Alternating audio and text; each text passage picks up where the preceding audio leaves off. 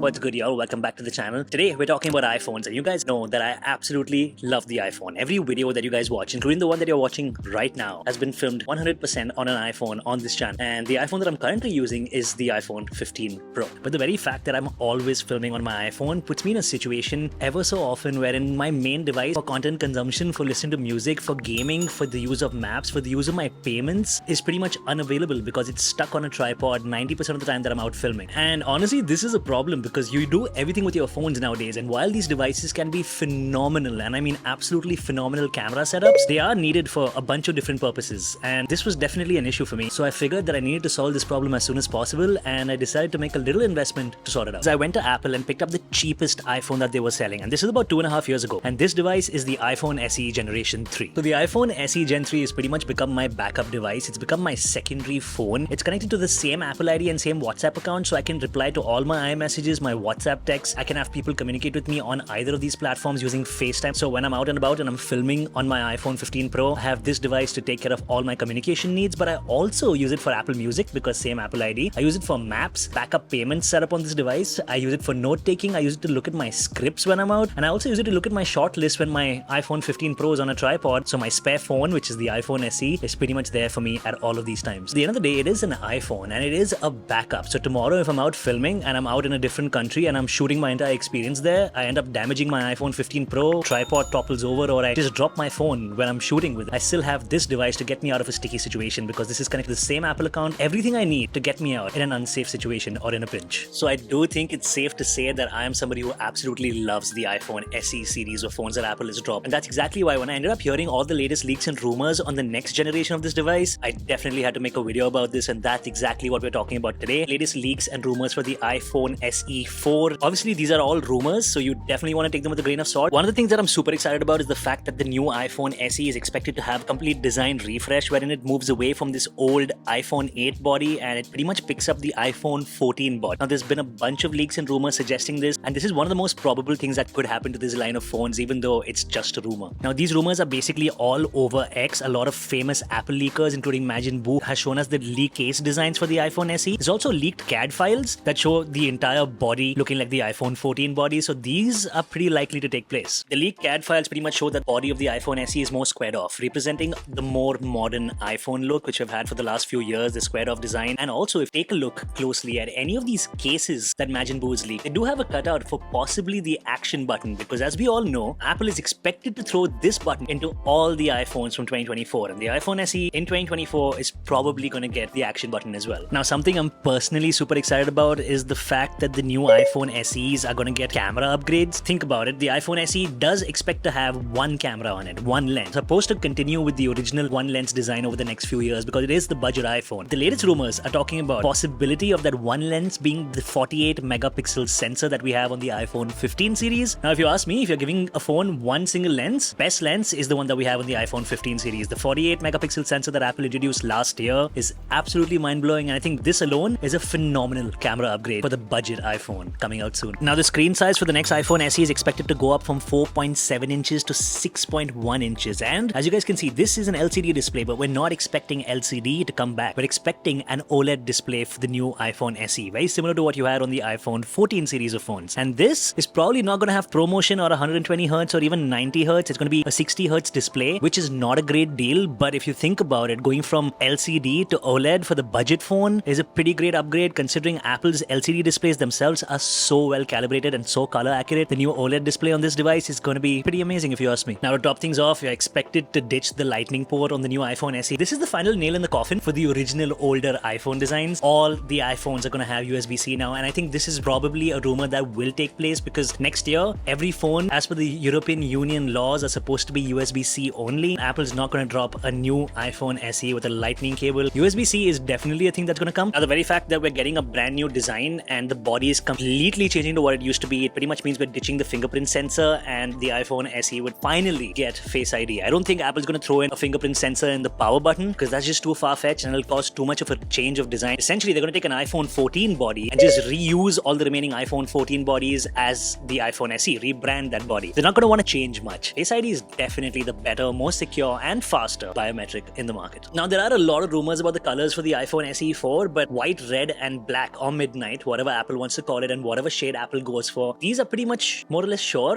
because Apple's been doing the exact same color schemes for the iPhone SE for the longest time. But there is a rumor about a brand new teal color or a slightly different shade of blue, which I'm super excited about. Gotta take that with a grain of salt. You should definitely expect the 3 current colors of the iPhone SE to continue though. Now, while we've already talked about a bunch of different changes that are expected to come to the iPhone SE, these are definitely not the biggest changes coming to the phone. For me, the biggest change that's coming to the iPhone SE is with the larger body. The larger body is going to let Apple throw in a larger battery. And while I have 1,000 reasons to love the original iPhone SE 3, genuinely one of the main reasons why I do not end up recommending this phone to most people trying to get into the Apple ecosystem is because of the abysmal battery life. The battery on the SE series of phones has always been terrible. Essentially, these have always been older hardware running the latest operating systems and running the most power-hungry chips, the newer Apple chips on them. Yeah, the battery life naturally always takes a hit, barely gets you through like 3 hours, and you have to recharge this phone. Larger battery will probably give you better battery life, and that, according to me, is going to be the biggest change to the iPhone SE series, which was one department that it definitely needed an upgrade. Now, one of the main reasons why I went for the iPhone SE series like 3 years ago was because Apple had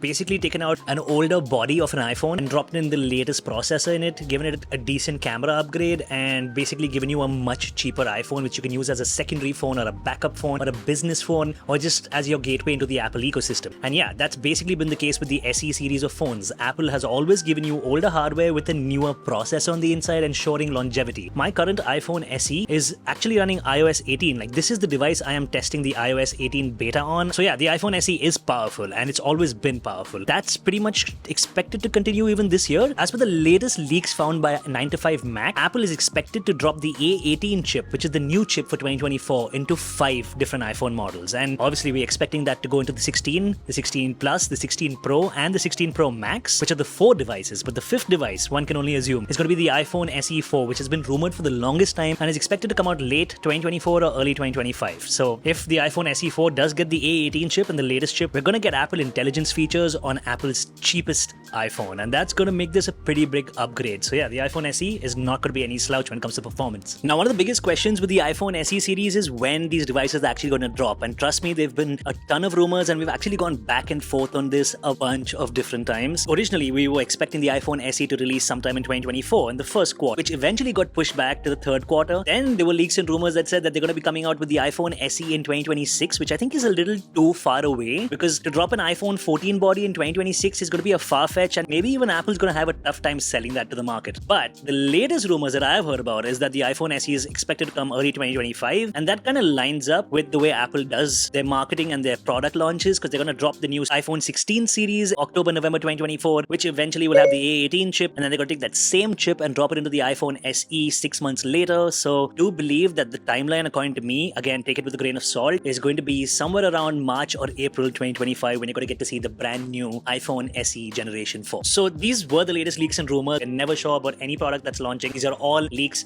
rumors, and Apple is known to pull a fast one on all of us a bunch of different times, so it may not actually happen. But if you are somebody who's on an iPhone SE, or if you're somebody who wants to get a backup device for your main iPhone and you're looking at the cheapest iPhone on the market, I would definitely suggest you hold off, because the iPhone 16 models are not too far away. After that, you're expected to get the iPhone SE just 2 or 3 months later than that, so hold off to what you have right now. Definitely wait and see if Apple's iPhone SE rumors pick up by the end of the year, because if these rumors do come true, I can guarantee one thing: I'm going to be selling my iPhone SE Gen 3 and pretty much cashing in on the Gen 4 as my backup device for this channel. The one thing that I would definitely be worried about with respect to the iPhone SE is how it's going to be priced. This traditionally costs around 40,000 rupees in India, $400+ in the US. Completely depends on what Apple tries to do this time. There are literally 0 leaks and rumors on the price of the iPhone SE, so we genuinely don't know how competitive this is going to be. But I can tell you one thing: if Apple does drop all the rumors and features that we've talked about today, and if they do keep the price at $429, which is what it currently is, or at around 40,000 rupees in India, which is what it again currently is, it is definitely going to be worth the upgrades. Now, we don't know if it's going to stay the same price. Whatever happens, stay tuned, stay subscribed to the channel, hit that like button, and I'm going to keep you guys posted on any new rumors that come out for the iPhone SE Generation 4. Thanks for watching. I'm going to see you guys when I decide to make another video on any tech product that I absolutely love. See you next time. Peace.